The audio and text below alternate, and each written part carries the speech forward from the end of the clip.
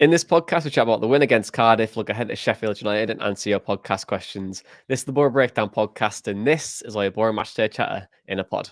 Support. Curtis Fleming is there on the edge of the area. Fleming for Craig Hignett. Hit it, Higgy. Higgy hits the treble!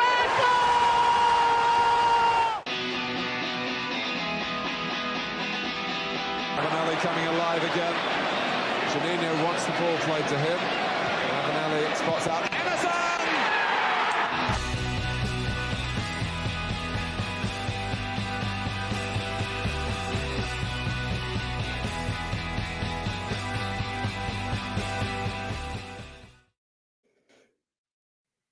Hello and welcome to the Boro Breakdown podcast with Jonny Dana and Tom. We're the Boro podcast that gives you all of your Boro Matchday Chatter in a podcast. And it was another weekend of threes for Middlesbrough. 3 goals, 3 points, 3 wins on the spin, and Boro stay third. So in the spirit of it all, let's do 3 words again. Dana Malt, how are you feeling in 3 words? Well, my 3 words are the exact same as yours that seem to have been woven in the fabric of this podcast. It is... We're going Sizzler. Yeah, so out of sync then. We will work on that. But yeah, we're going Sizzler. It was great to watch us in the first half yesterday. Obviously, we'll get on to the game as a whole. But yeah, keep winning. We keep getting results. And yesterday was another type of result, another way to get that result. And yeah, spirits are just really, really good at the moment. Yeah, we are going Sizzler indeed. Tom, I'm going to keep the spirit of threes. You know, been a week since you turned the big 3-0. How are you feeling in 3 words? Well, cheers for reminding me of that for one. But you are welcome. You are welcome. My 3 words, I just love this team. Really, I just, as Dana's just said there, it was a very different way of winning yesterday.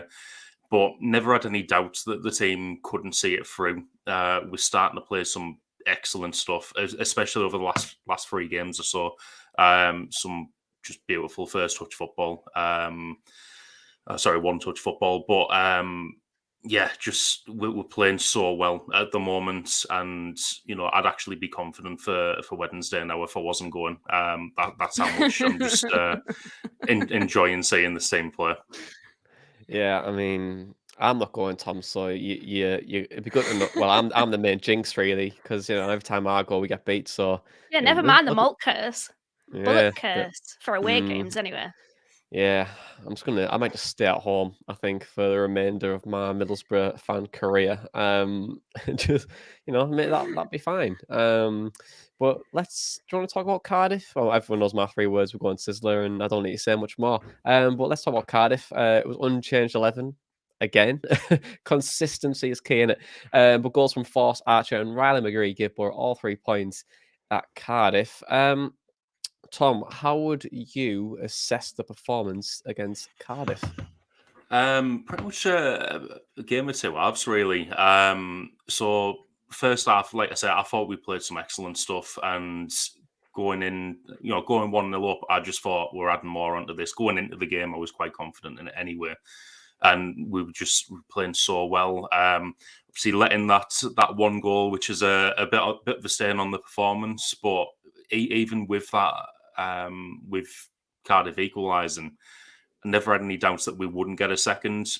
Great goal for the second, and then second half, Cardiff just seemed to be a different team when they came out, and I would probably put that down to the fact that, you know, a bit of a new manager bounce.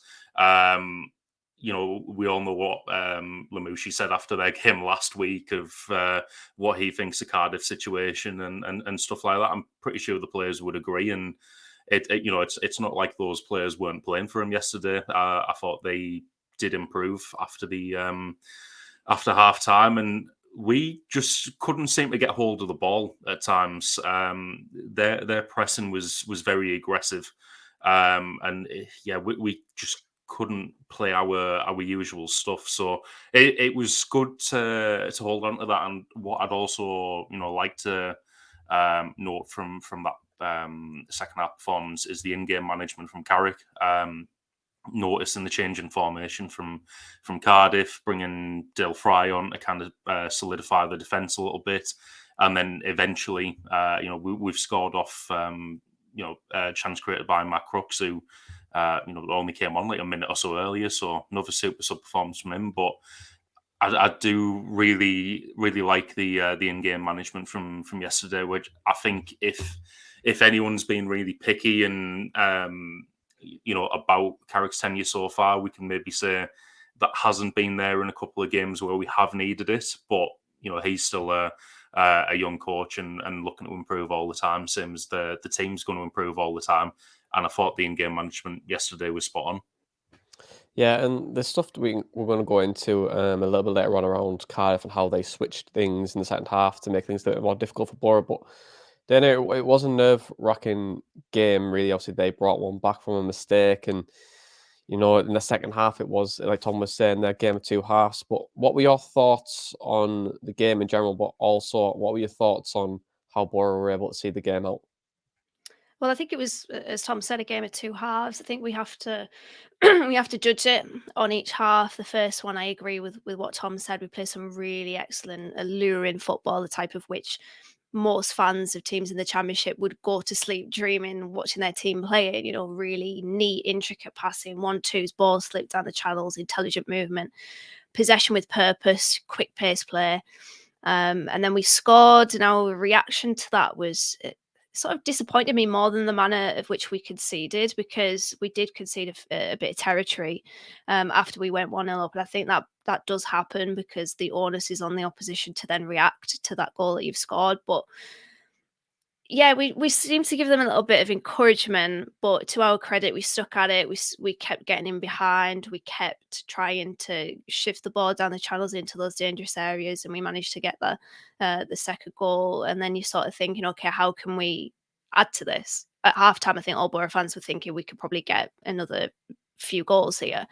And then we started the second half really poorly. Stefan came rushing out, playing sweeper keeper, tried to chest the ball down and clear it, but it was under pressure. Then Tommy Smith tried to negate that situation by grabbing hold of Shea Ojo for a little bit too long. And then they played a cross into the box, which I think it landed at Philogene Bidace. And then I don't think he was quite anticipating it, thankfully for us. And then that kind of set the tone for the second half. But it was we were under the cosh. And I think I have to acknowledge the chance that Cedric Kipre missed at 2-1, because that was a big chance, and that probably should have put the game at 2-2. So we did get fortunate there. Also, that kind of links to the Jerry Yates chance from the Blackpool game last time out. We are getting somewhat fortunate in game situations where we probably should have been punished there. But from there on in, I think obviously what Tom said there about Carrick reacting to the change of shape for Cardiff, we did lose the ball quite a lot, and that was really frustrating because we're so much better than that, aren't we? We are so much better than what we saw in that second half in terms of in possession play. 85% passing accuracy in the first half compared to 69 in the second. So you can see that there was a massive drop off there. But we limited Cardiff to basically not so dangerous situations. I looked at their shot map and they didn't really have a ton of chances sort of in the 6-yard box, which was good. They were sort of limited to shots outside the box, which I think obviously as a football, in a football match, you kind of want that. If you are going to concede chances, you've got to limit the opposition to those less dangerous areas. So I do have to say, and apologies for any stray Cardiff fans that might be listening to this, I thought they were terrible. They had a lot of that second half to try to get back into the game and try to get that equaliser, and they just didn't. They had their opportunities, they didn't take them. I was listening to a Cardiff podcast view from the Ninian, and they were saying how bad their corners are. Well, they put a good one in, and Cedric Kipre didn't take advantage of it. And then, yeah, we changed shape. We put Dale Fry on, went to 5 at the back, and that's a really big important part of the game for Carrick, because he identified that Boro were maybe struggling a little bit, and that the sort of momentum was with Cardiff, and I think that's really good that he was able to be tactically flexible, because Chris Wilder earlier on in the season certainly wasn't. So yeah, it's good to have a way and a style of play and a formation, but whenever that needs maybe shift a little bit, it's good to have a manager that identifies that and acts appropriately. So yeah, really good that we managed to do that. And yeah, we saw the game out eventually. Yeah, I want to chat about Cardiff and formation changes and goal kicks, to be honest. And this doesn't sound very sexy when you talk about a goal kick, because what happens in a goal kick? Why are they so interesting? But But I was very intrigued by Cardiff yesterday, and from both of you have mentioned it there around how Cardiff were able to come into the game in the second half and the formation change and how Boro reacted to it. In the first half of the game, we've seen Cardiff set up in a 4-2-3-1. But when the goal kick Boro, when Boro in the goal kick, they would set up in a 4-4-2, and it was a zonal way of playing. And they were triggered by a pass from Stefan to McNair. So when Stefan passed the ball to McNair, you'd see Cardiff shift towards into a zonal press. Now, a zonal press in itself is good because you can hold shape, you don't get pulled out too much, and you're just trying to limit space. And how it's seen in action is that when McNair gets the ball and he's looking to play to Tommy Smith, they're setting up and they're just trying to keep in front of Johnny House and Hayden Hackney as well. But Boro have an outlet there with Tommy Smith. You can still play on House and he's got a little bit more space. You can still play that ball down the line or on a half-turn pass. But when you do see that triggered press, they are all coming in together and just trying to limit Boro playing, so they play it back to Stefan. But Boro were really, really good in that first half because they were able to play out the press. The zone itself wasn't particularly executed very well from Cardiff's perspective, and Boro was able to get out and create a lot of problems for them. So in the second half, Lamucci goes, all right, okay, well, you're actually breaking our press fair enough. I mean, in one of the second graphic that I had was around where Middlesbrough was separate, where you'd separate the play, and then how you play it out and how Boro's decision making would trigger a certain press and action. But in the second half, they change it. They go, right, we're getting pulled apart here. We need to keep some sort of stop Middlesbrough's momentum and also stop them playing up from the pitch. So he puts Sawyer in a 4-1-4-1, and so he drops into that in the CDM role, and then sit out in a 4-1-4-1. It's a man marking system. So the man marking system, it's much more aggressive. You're chasing the game in itself, and then how is it potentially looking? How is it triggered when you are looking to do it? So when Boro do it, you've got like a lovely line, and then hopefully from that as well, your aim is don't give the player the option to turn and force Boro into a mistake and try and force Boro along. So when Boro do play longer in the second half, and it comes from like the 56th minute when they do change formation, Boro actually move to a long ball system. So you never really see Boro play a long ball too much, but when you've got Zach Steffen in goal and good distribution, you can actually play it to your advantage. But why you're playing a long ball is that you beat the press. So you take away all the man marking system and you try and get into that more central area where you've got three players trying to occupy the space against Sawyer. And then from that, the reason why Boro are doing it and why they're playing a long ball and when they try and bring Crooks on and why they bring on Dale Fry is that change of shape, the different angle, but also a numerical advantage on that right-hand side. So when Boro do get the ball from Stefan, now you've got 5 players on the right-hand side when previously you were all man marking like Stuffle and like you won't be able to get out. Now you've got the long ball. You're looking to aim for Crooks in that position. You've got 5 players in and around, so you can quickly play through and also try and get him behind from there. So that's how Boro were able to probably beat it in the second half. But the reason why we've seen like a reduction in pass completion, all that kind of stuff, is just Boro were trying to force it long, and with Cameron Archer up top, they weren't able to hold the ball up effectively, which was why Cardiff were able to get more into the game, making things more difficult. But it all comes from a goal kick, which was very interesting for me yesterday. And that's how Cardiff were able to get back in the game, make things look a bit more difficult. And that's why Boro couldn't play out from the back, because the man marking system was just really much better effective. But once you do get through a man marking system, you're in. You've got so much space to occupy it. And we just couldn't do it. But nothing wrong with going long. In that first half, though, I think we did see the benefits of that really quick sort of one-touch play Yeah. out from the back, because yes, it will have the mistakes, and we saw that yesterday, but we were able, and there was quite a few examples of this, to get through Cardiff's basically their attacking line and their midfield line within probably about 5 seconds and 2 passes. So many times you saw that pass to Tommy Smith, then out into a central area, out wide to Force. And that switch was on quite often to Force, I noticed. Callum O'Dowd had a really, really tough afternoon. Probably, I think I said in our Telegram chat, probably the worst individual opposition performance I saw, I've seen this season. Really struggled against them. But yeah, that quick, incisive, the passing patterns that we saw, really quick, really incisive, and just able to cut through Cardiff. So big tick in the first half, but yeah, second half. It did coincide on my notes here. There's quite a few chances, Robinson curling one, shooting, leaning back, Kipre's opportunity as well. Renamotor had a shot outside the box. It was coinciding with a few Cardiff opportunities. They were obviously gaining that control. But props to Carrick for obviously noticing that and then reacting appropriately.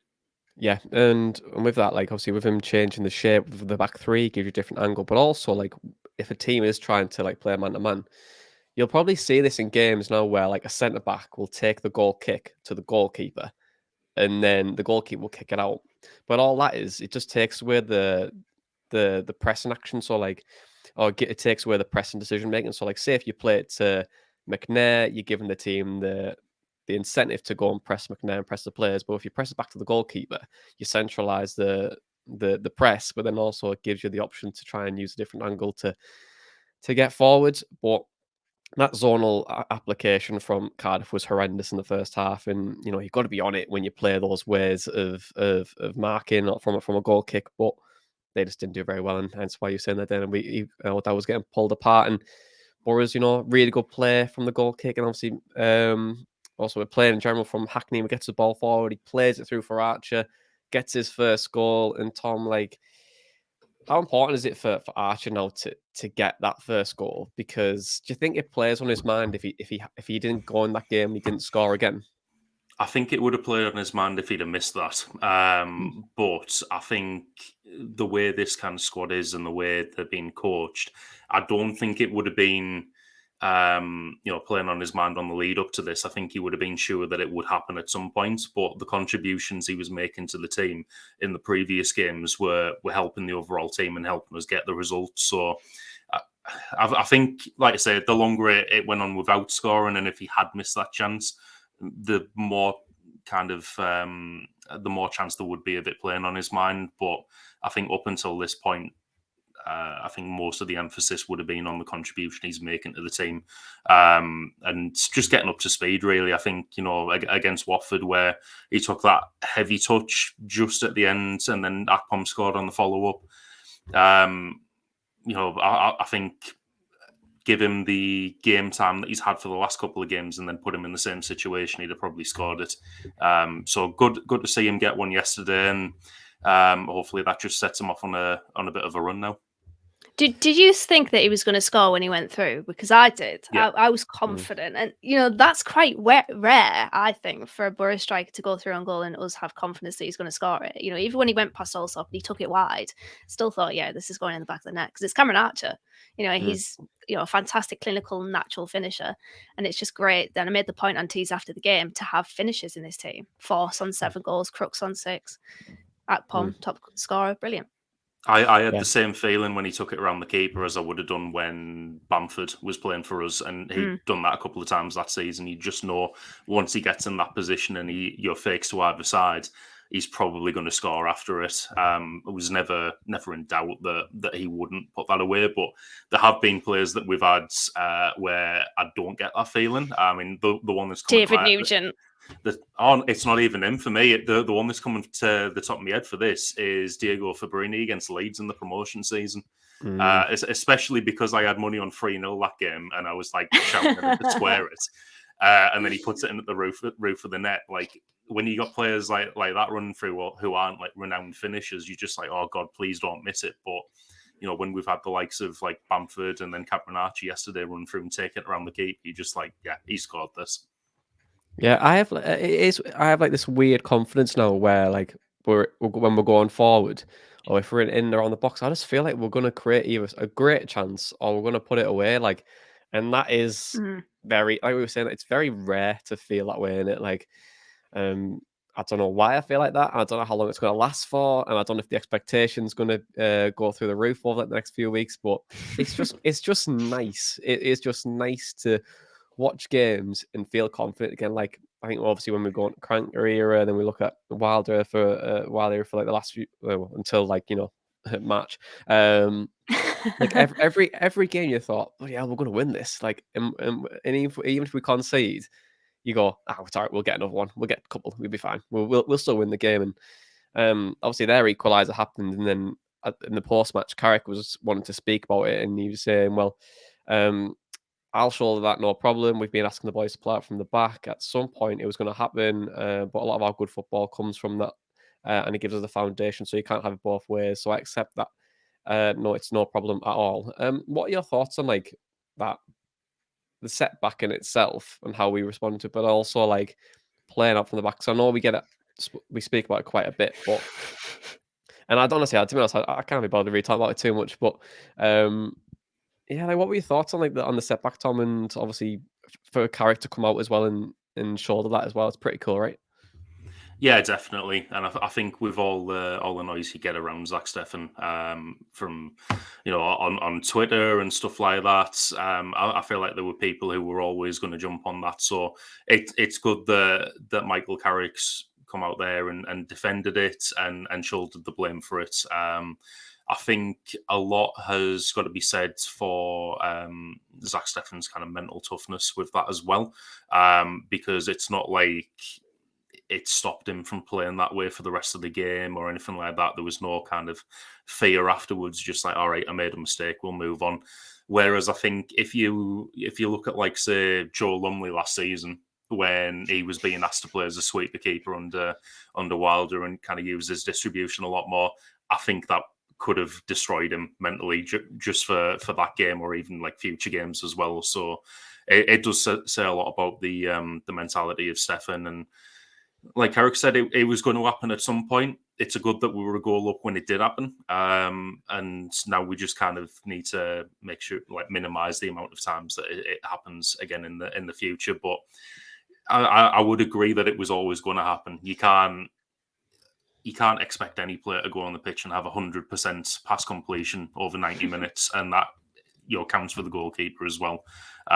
So when he misplaces a pass, as much as it's more visible and people will be like, oh, his distribution's terrible, it's not. It's like one of his strengths, and you can have a look at like the pass completion rate for playing out from the back and just kind of see that really. It's mad that people think that his distribution is his weakness, because his weakness for me is crosses, coming for crosses and that sort of thing. But I think Steffen defenders, and we could probably attest to being Steffen defenders, have always said that it can happen. I don't think anyone's ever said that it won't. And it's just accepting that it will and moving on when it does. And thankfully, it didn't cost us too much. It probably will cost us in a game. It probably will cost us in a defeat. But, and I've said this before, I would much rather Boro continue playing that way than just to press the panic button and go to play long ball. Because we've got 5'8" Cameron Archer up front. It's just not like you're going to be defending a wave of attack anyway, because it's going to come straight back at us. So I'd much rather him try to play it centrally or play it to Tommy Smith, and then that sort of classic Carrick Boro one touch back inside, than just hoofing it.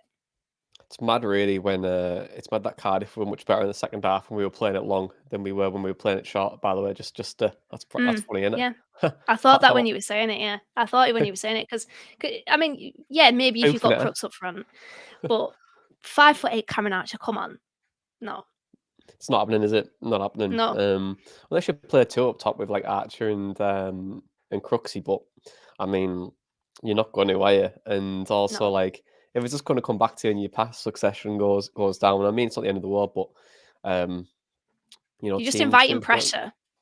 Yeah, I mean, you do. some will say you invite pressure playing the way that we do, but it's about trying to work around that. And when it works, it's so good to watch. Honestly, Mado on Tees was purring about it yesterday, because there were so many examples, far more examples of it, of us getting it right than getting it wrong, of just slicing through Cardiff, and that's the reward of it, and I like seeing it. Yeah, I do too. And as I said at the end, we sliced through Cardiff. We able to get the breakaway. Lovely bit of football from Howson and Crooksy, and he played that lovely ball in the corridor of uncertainty, and Riley McGree scored and round off a very good win. Then I'm assuming you were very relieved. After obviously you messaged us saying, "Oh my God, Cardiff going to score," and then we went and scored. But Riley McGree, I'm assuming you were very happy with us scoring, and also a very good celebration, which I really want to analyse. Yeah, you know what? I said that if we score the third, I'm doing a knee slide on the kitchen floor. And we scored a third. And I did a knee slide on the kitchen floor. And I tell you what, I very much enjoyed it. It was a very good one. If we do like a Mm. knee slide analysis, it was a very good one. It didn't last very long. And it did hurt my knee. I do have a bruise on my knee right now, but it was so worth it. But yeah, that's just what we needed. Cardiff were playing and trying to get that equaliser, and Boro just caught them on the counter. And that ball from Crooks, inch perfect, really, honestly, so perfect on a plate for Riley McGree, who, I mean, he will say himself, he should have scored that chance where it was across from Giles. He somehow doesn't really connect to it, and then Akpom hits the post. He is human, Chubratpom, but he probably should have scored then, but he left it until a little bit later, and it was brilliant because it was just that relief, that outpouring of emotion of effing Gerin, we've got it, we've got that win. It honestly was, and this podcast is aptly titled "FUNDRAISER" because it was that sort of you getting rid of that sweat on your forehead, because it did feel like Boro were. And I'll always mention typical Boro. It's the same for every club. I think every club has a typical at a club name here, but it did feel like we were sort of teasing an equaliser, and I was looking at my phone waiting for it to come up saying Cardiff 2-2, and thankfully it didn't. Although it did come up that it was 3-1, so it did kind of ruin the element of surprise there. I really need to turn my notifications off when I'm watching the game, but nonetheless we knee slid straight into the kitchen, and it was glorious. I much enjoyed it. I'm disappointed that you didn't get a video of the knee slides. I mean, know. it would have been great to dissect, and you've got a bruise to prove the nature Yeah, I'm a of. woman, I bruise anyway. We're like fruit. Yeah, I mean, we've got 4 working knees on this podcast at the moment, so Most of them are Tom's. I know, yeah, 2 at times, one each for me and you, Dana. So it's all right. Only 6 weeks to go. But just on the cross, what Crooks did, I would love to see Isaiah Jones do that more. Um, when I was watching Crooks on the right hand side, and I was going, I was just thinking of Jones going, how come he's not doing that as much now? Like, and why isn't he doing it? And for me, when I'm watching Jones now, it feels like he keeps playing it safe, But if you get past your man, if I was Jones, just knock it in that corridor of uncertainty, in that area of the box between like the penalty spot and the 6-yard box. Just get it in that area. And if Archer or Akpom are there, great. If they're not, you're giving someone a decision to make. And I just feel like that should be his first aim. Give him go, get behind him, and just knock the ball in that area, and just don't worry about it. But who knows? Who am I to judge Isaiah Jones? Jones, for doing something like that. But Put a little accent on there. yeah, I nearly went a bit Welsh there, didn't I? Anyway, should we go to the praise and place? The praise and place is the place we like to give praise to Ryan McGree's lovely celebration. Tom's lovely Hull shirt, sort of Hull, Hull FC, not the Hull City Tigers shirt. Just to clarify, Dana's powder puff jumper Powder and all, puff. not powder puff. Power Puff. I thought it was a powder puff. Sorry, power puff. I do apologise. Is that do as bad as me apologise. saying Harry Potter and the Wizard of Oz last No. week? It might be. Oh, well, I'm gonna say it is powder puff girls. Power puff. Same thing. Tomorrow. You know what? Let's just go to the praise and place. I'm butchering this praise and place over the last few weeks. I just forget what to say. Okay, well, who gets your praise and place nomination? Turn them out. I'm going to say Matt Crooks. I mentioned it on Twitter, and I want to reiterate it on this podcast. Honestly, he is probably the best signing that Boro have made for quite some time. You think about his impact, the late winners, the Reading game last season where he scored the equaliser and the winner. Norwich this season, his contribution against Birmingham, his contribution against Manchester United, of course, that famous night again at Old Trafford for the Boro, and just everything that Crooks seems to do is valuable. And I remember earlier this season where he had that hernia and he was performing quite poorly or below his standards, everyone was thinking, oh, kind of get rid of him. Maybe now's the time to phase him out of the team. And yes, he's not playing in midfield, and yes, he's not a starter, but players like Crooks, you need them in your squad because he is a clutch player and he will come up with the goods more often than not. His impact is way beyond what I ever expected. And for $1 million, I think such good value. Honestly, such good value. Yes, sometimes he can maybe, his touch eludes him, or he might be playing poorly and come across as if he's a complete car horse. But honestly, more times than not, Matt Crooks makes an impact. And he's brilliant. I know my man would absolutely love Matt Crooks and call him a hunk. So hunky Matt Crooks goes in the praising place. Okay.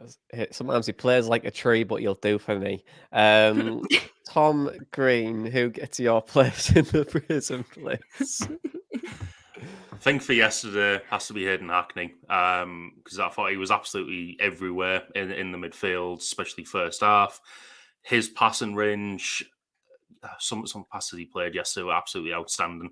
Like, they had to be absolutely perfect. Like, he was playing in between like two Cardiff players at times, and it had to be absolutely perfect line on the pass. Otherwise, it would be intercepted, and it got through every time. So, and he just seems to be getting better and better every week. I know on BBC Maddo says it quite often, where he's like, "Oh, me and all the coaching staff always knew like what Hayden Hackney was about and how good he was and stuff like that," which is baffling why he wasn't used sooner. But he just, like I say, he didn't stand out as like being a young player or anything, like as being his debut in the team or anything, like when he first broke into the team. And now he's just like, what do we do if we didn't have him? Like, he's just become such a valuable member of the starting 11 in such a short space of time. And all the credit to him for that, for taking his chance, breaking into the first team, and becoming arguably one of the best players in the team.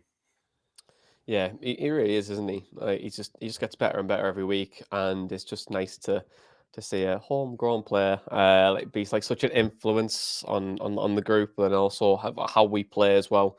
He's obviously going to be keeping Balassa out the side at the moment, but who knows what Balassa will bring in the next few weeks. But I think my place is going to go to probably the coaching staff. I think, and a couple of reasons why. I just think there's like little tweaks what we've done over like since while I left and Carrick came in. They've just worked so well. Like McGree, who just plays both sides of the pitch and like in a free roam half space position.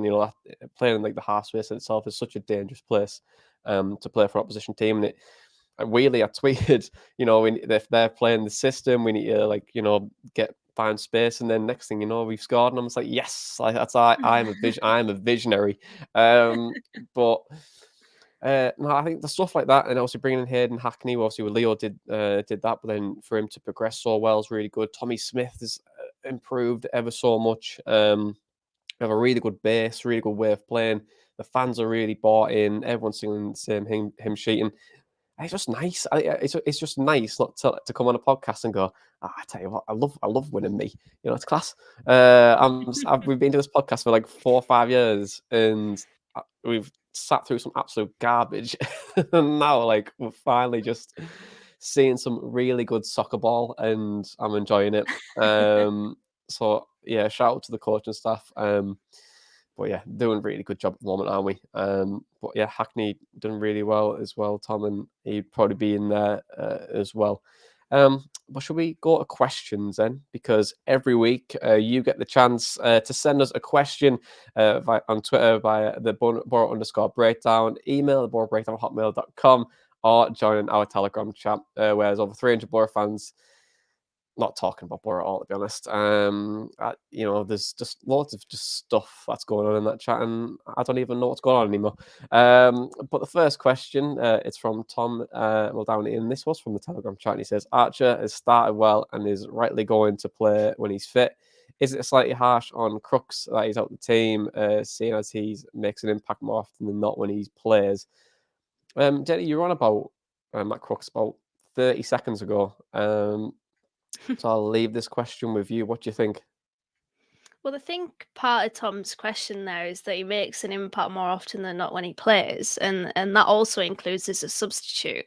One of the things that I've taken from Carrick's tenure so far is that this is honestly very much a squad game, and that it's not just the starting 11, it's the substitutes as well. And yes, it might be harsh because Crooks does come up with some really vital contributions, as I said, and I will say I did leave out the one from yesterday, the fantastic ball into Riley McGree. But you know, it was probably time for Crooks to take a back seat for Cameron Archer to come in at the point in which that obviously happened. So I don't, maybe it is harsh in general, but at that time probably not. But Crooks does come up clutch with some vital contributions, goals and assists, and just overall work. So whether he starts or whether he comes off the bench, I think, he's going to make an impact. So yeah, that's just what Crooks does. So I'm not too fussed if he starts. I'm not too fussed if he doesn't, because I know that it's just in his DNA, isn't it, to come up with a really vital contribution. Yeah, he'll do whatever it takes. Is Matt Crooks, just roots and branches. That's all he is. But the next question, it's from Flo, and but it's at Oktoberfest Flavor. No, what a lovely Twitter handle that is. It says, what appointment does contribute the most to the recent success? Is it Carrick, Woodgate, or Scott, and why? I'd find it interesting to hear your point of views on if the transfer strategy squad laid the groundwork and Wilder blew it, or if Carrick really makes a fundamental difference these days. Tom, what do you think? So out of those three, I'd probably have to go with Kieran Scott as the most influential. Purely because if there was no Kieran Scott, there's likely be no Michael Carrick, there'd be no coaching team in its current structure. He's done good work in the summer transfer window to bring in players like Forsu. I think we all know Wilder didn't want to use class as development striker, and then is getting goal involvement most games now. We've got the right transfer strategy now, and like I said, Wilder didn't want to use some of the players that the club had signed. I think he kind of fumbled it a little bit there, but then Kieran Scott's acted. The whole club, Scott, Gibson, etc., has brought in Michael Carrick, brought in this coaching structure, and like he said when Carrick came in, like his job starts now really, and it definitely seems like such a more together club. It feels like everyone's aiming towards the same thing now. So I would have to say he's probably the most influential, but in terms of influential on the pitch, it's obviously Carrick and Woodgate. But like I said, there'd be none of that if it wasn't for Kieran Scott. Dana, do you have anything to add on it, or do you want to move on? Yeah, I do agree. I probably lean more towards Scott, but I think it has to be collegial as a collective, because it clearly wasn't under Wilder. It was clear that different directions were being pointed from different people, and I think in any sort of environment, any dynamic, you kind of have to be together to a point. Not everyone's going to agree, but you have to come to certain compromises, I guess. And it just didn't seem like that was really happening under Wilder. So, I think all of them are important, because all of them do seem to be, the cliche singing from the same hymn sheet, and that's what's kind of influenced our success, or definitely led to what we're seeing so far. So yeah, if one cog works, the rest of them do. So yeah, I would agree with Tom, but all of them have to be working in the same direction. And I agree with you as well, Tom. So we're all in agreement. That's Kieran Scott, probably the most contributing factor. But yeah, but also Wilder did blow it to some extent, and it's kind of proved it by what Carrick's done. But anyway, next question, I'm going to come to you, Thomas, again, and it's from Olivia. And she says, what's been the best decision since Carrick taken over? I think he's been a few brilliant ones, switching to a back four, Crooks' new position, starting force examples, but certainly not limited to. So what do you think's been the best decision since Carrick took over? It's a bit of a difficult one, that, to be honest, because I mean, switching to a back four has definitely helped. Lenihan and Fry seem to be working more effectively as a centre back pairing in a back four rather than in a back three. Not that we necessarily had the players to play that back three anymore after Clark got injured, Dijksteel was injured, etc. But yeah, that seems to have worked for sure. Continuing on playing Hackney in the team as that midfield two with Howson, and also the decision to start playing out from the back as well. I think in like it joins up with that centre back pair and the centre midfield pairing, and just continuing to play, not panicking when things go wrong necessarily. And continuing to play and become more familiar with this style of football. So I think, just to kind of sum it all up, just continuing with this style and this formation, not panicking and staying with it, but within this formation, the different decisions to place certain players where they are now has really kind of helped that along as well. Yeah, I agree. Next question is from, and it's the final one. It's from Jack, and you mentioned it there, Tom, around Fry and Lenihan playing at the back. But Jack asks, what would you bring Fry back in for Sheffield United, having struggled a touch against the better sides we faced under Cardiff, Brighton, and Burnley? Do you expect to see some differences tactically? Dana, what do you think? Do you think Fry should come in for Sheffield United? I do, yeah. I think Paddy McNair's been good in what we've seen of him of late, but I'll probably put Fry back in. He is, for me, our best defender in terms of differences tactically. I mentioned this on Tees yesterday, that I think maybe this is the game to mix things up a little bit in terms of our build out. That's not me saying abandon playing out from the back at all. But one of the things from obviously having been completely tonked by Sheffield United last season is that they picked us off in the press and we kind of played into their hands there a little bit.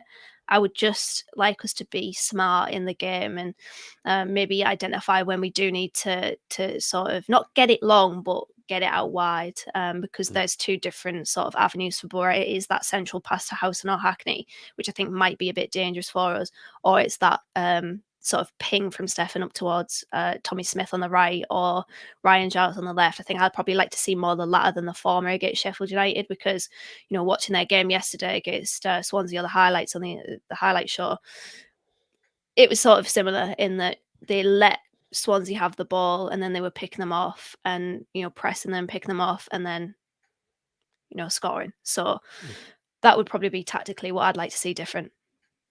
Yeah. Oh, it's something I'd like to see as well. It'd be interesting because they, the way they're going to be set up, I think they will probably zonally mark and maybe switch how the 3-5-2 into that 5. And then see how the press are there. But let's travel to Sheffield United then, because we travel to Bramall Lane, the home of the greasy chip butty, against second place Sheffield United. What's your thoughts on the overall game in general, Tom? Because this is massive. It's huge. It's probably one of the biggest games of the season. But I want to hear your thoughts on it. 6-pointer. It's a 6-pointer. Yes, it is a 6-pointer. Well, I mean, my first thought is immediately I want to try one of these greasy chip butties because sound immense. But yeah, thoughts on the game. It's going to be a difficult one. It was a difficult game when they came to the Riverside. We probably had the chances to win, but they played well. And I never like us playing Sheffield United away. It just seems like one of those grounds where we never have any luck. I think one of my first memories of us playing Sheffield United away, Phil Jagielka scored like a volley from about 40 yards out or something like that. So it just kind of sums up the entire kind of history at Bramble Lane. Bramble Lane, not Bramble, but the Bramble Lane. Yeah, Bramble Lane. But yeah, it's going to be a very difficult game. And when I was looking at their recent games, just kind of pick up anything I could see stats wise, they don't seem to be one of these teams that's kind of like obsessed with having possession or something. It does seem like they might prefer letting other teams have the possession and just being clinical in what they can do. And it kind of ties in with what Dan has just said there about the highlights of them playing Swansea yesterday, where they're just picking teams up off on the press. One of the games I kind of picked out when researching was they beat Stoke City 3-1 at home, but had 45% possession during it. Sheffield United only had 3 shots on target and they scored every one of them. Stoke had 5 and they scored 1. So it does seem like they're very clinical when they get their chances and that they take them well. But maybe it's that they just allow lower quality chances from other teams, and it's easier for their keeper to save. But it does seem like this is the type of game where we'll probably go in. We will have more possession than them. But it's not necessarily a completely good sign. I'd be very keen to see where they're letting these teams take a shot. Do you know what I mean? Like, is it like which angles it coming from? Is it coming from straight on, or is it coming from like maybe the half space area? Because you could play. I'm intrigued to see if they're playing like a 2-bus system where it's like you try. It's what Sean Dyche's Everton or Burnley did, where like you play like one bus, not like an actual physical bus on the pitch, but you know what I mean. Like you got one bus on in the half space diagonally, and the other on the other side, and then you force it centrally if you've got a good goalkeeper. But if you're not, you're trying to force it into a certain area where you hit direct, or just try and limit the space. Anyway, that's for another day. But Dana Moll, what's your thoughts? And we got a question from Jeff as well, and he said, "Is there any weaknesses we should exploit? Is there anything that you found?" Just to add to what Tom was mentioning there. Well, there's just a whole load of strengths really that's in front of me right now. I mean, yeah, goals conceded per match 0.8, so the lowest. Seem pretty strong defensively. Goals per match 1.7, which is the second. We're 1.6, so it should be an interesting matchup there. You've got a team that I think have the most clean sheets in the league, which isn't a particularly great metric, let's be honest. But they seem pretty tight defensively. And then obviously both of us are a good goal scoring team, so it's going to be interesting. But yeah, if it's anything like the game at Bramall Lane last season, then I'm not watching. I'll watch it for probably about half an hour, and then I don't know, put something else on, Wizard of Oz. But we need to make sure that we just don't play how we did last season. Hopefully, that can be a bit of a learning curve for us, and that we kind of come out of that. I know it's a different team, different goalkeeper, different strike force, different midfield. It's all very different manager as well, of course. But hopefully we can have learned something from that, the players anyway, because it was a really, really difficult evening for us where we did get picked off. We did get completely swarmed with their press. We weren't particularly clever with the ball. We played into their hands. It's an interesting matchup, isn't it? It's an almighty clash at the top of the table. I can't really see any weaknesses as such, but there will be some, and I hope Boro can find them at Bramall Lane on Wednesday night. Yeah, they're a good side, aren't they? Like when I see like some of the players they've got, like Sanderberg, like what is he doing in the Championship? Like what a great talent, and he's just in the Championship, and fair play. Like I think he was going to go on the January, wasn't he? And then he didn't in the end. And Dye's being really, really good. I like Chris Basham at centre half when he plays. Egan's really good too, and they've just got a very good side, and it's like you were saying, then it's hard to pinpoint where we're going to really target in the game. 3-5-2 is a great formation, but it's also a formation where you can occupy a lot of space in behind on the wingers. Can you try and get the ball from there and try to create a few problems from that? The 3 at the back in itself is going to be interesting, because with us trying to play 4-2-3-1, and also with McGree moving over in both sides of the pitch, I'm interested to see if that overload will work this time around, if they switch to a 5 or not, because they've got the extra defender there. There's always someone free. If we get the ball off us, can they counter quite quickly? So it's a it's just intriguing tactically. I think there's just so much to what ifs and buts and all cheese, all chip butties and all Cheese. this cheesy chip butties and all this kind of stuff, at There's Bramble also Lane. Bramble, tightest Bramble Lane, but I think it's a game of movement as well, because they've got a lot of technical players, McAtee and Jai, even Oliver, Oliver, his Sunday name, Ollie Norwood, the dictator in midfield, and I think it's about movement. Jaden Bogle looked really good in the highlights from the Swansea game. Rich fluidity in that team, but it's the same with us as well. You think about McGree, Archer getting in behind.